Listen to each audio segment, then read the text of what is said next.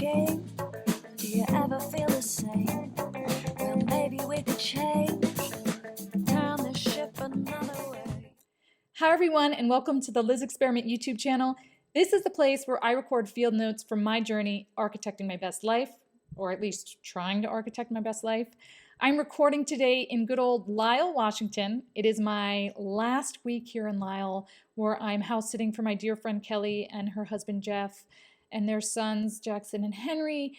And I guess I'm just here continuing to house sit for them, but also just reveling in my last week of the Columbia River Gorge and summer here. Just trying to enjoy it as much as I can, because next week I will be making another transition. But more on that in the upcoming moments. Let's first get to what did I learn this week and what did I work on this week. So the first bit of news I learned this week, that my dear friend lost her longtime best friend and pup, Suge.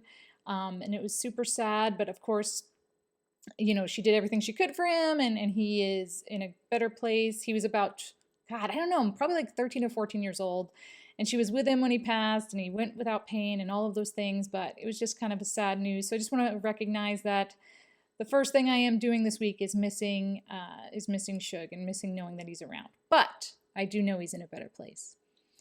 Beyond that, beyond the sad news of that, what else did I learn this week? I learned that I am capable of letting go of my defense systems and empathizing with others and showing them compassion. And I'll talk a little bit more about how I did that in the what am I working on, or what did I work on this week section of the show. So I learned that. And the other thing I learned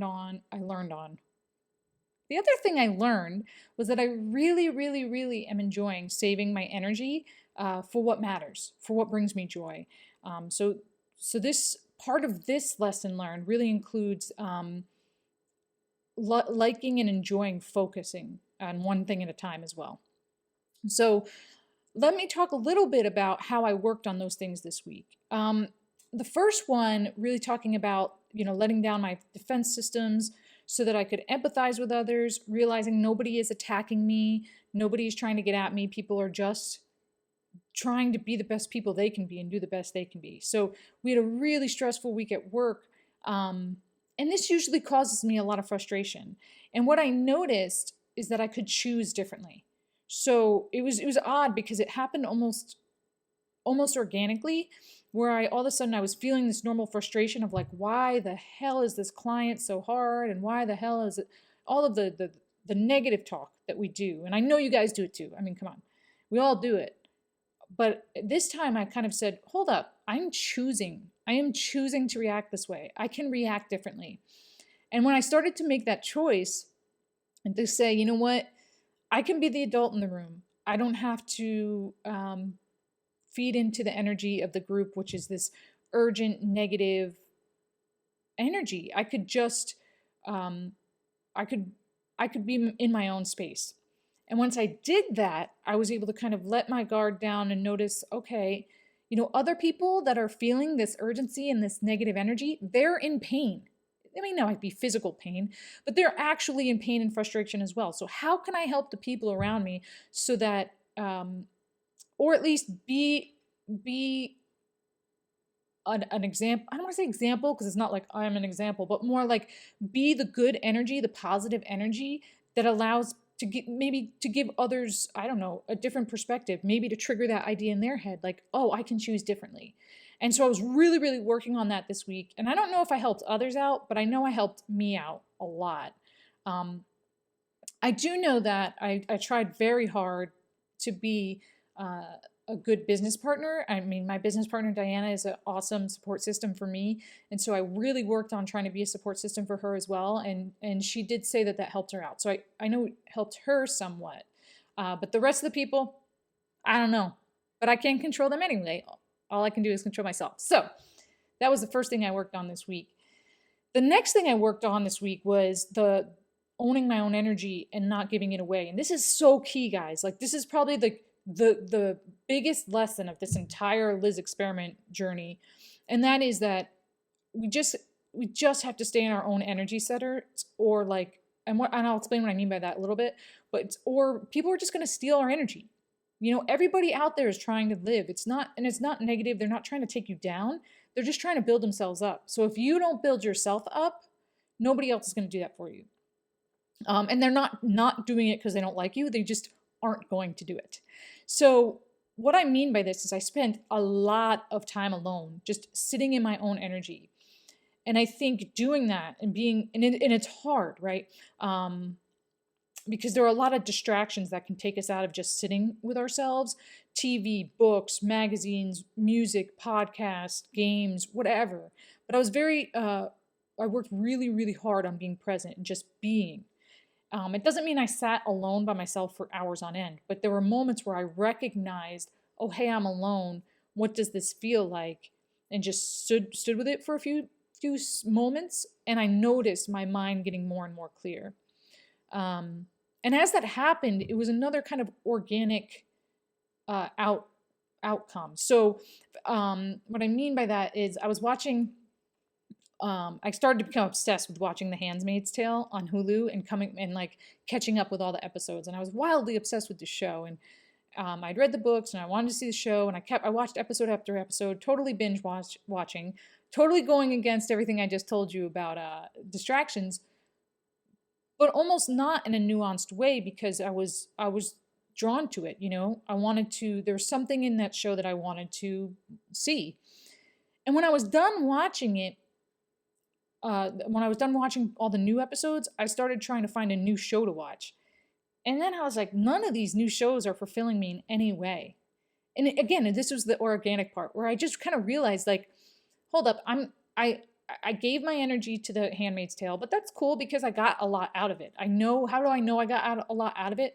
Because when I was done watching it, I didn't feel drained and tired and sluggish. I felt like, oh, wow, that's interesting. Let me think about that. Let me, I don't know, ponder that, whatever. I felt energized in a way that I didn't feel when I was watching the bullshit that I was using to distract myself.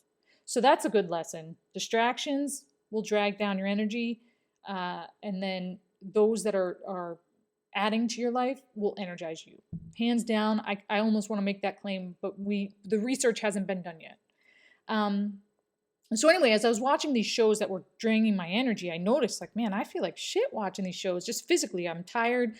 I'm not entertained. I'm not enthused. I'm just passing time. And so then I said, well, hold up. I could be working on other things that do energize me. And so I actually did start to work on other things. I created new business cards that I, just kind of was having fun with.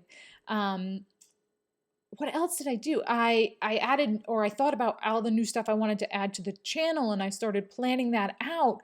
I read things that energized me, and I just kind of spent my time knocking little one by one things off of my, oh, I should do that list. Oh, I want to do that list. I believe that voice that's in the back of your head, it's kind of like, oh, what if that? But then we tell it, oh no, but I have so much to do. But if you're spending your time just watching and listening and reading things that are dragging you down, or talking to people or going to events that are dragging you down, you could be using that, and you should be using that energy differently. And I proved that this week. So by slowing down, noticing the things that fill you up, the things that drain you, I think you'll have the moments of realization like I had. At least I'm going to keep trying to do that. So, because, I think it also lets a lot of the cognitive load and the pressure off of your brain, because you're trying to watch this thing, but you're realizing it's zapping you. So by even just turning your attention away, I feel like you gain energy back. So lesson learned there, and a lot of work was done on that this week, and a lot of work on focus. So like I said, the distractions, man, like I really was working on this week. I'm a remote worker. I'm a digital worker. I'm on the computer all damn day. And so I have a lot of communication applications open. So Slack, WhatsApp, GChat, you name it, I'm on it. And I'm constantly getting these notifications all day. And so what I've been working on in coordination with what I just talked about was my focus.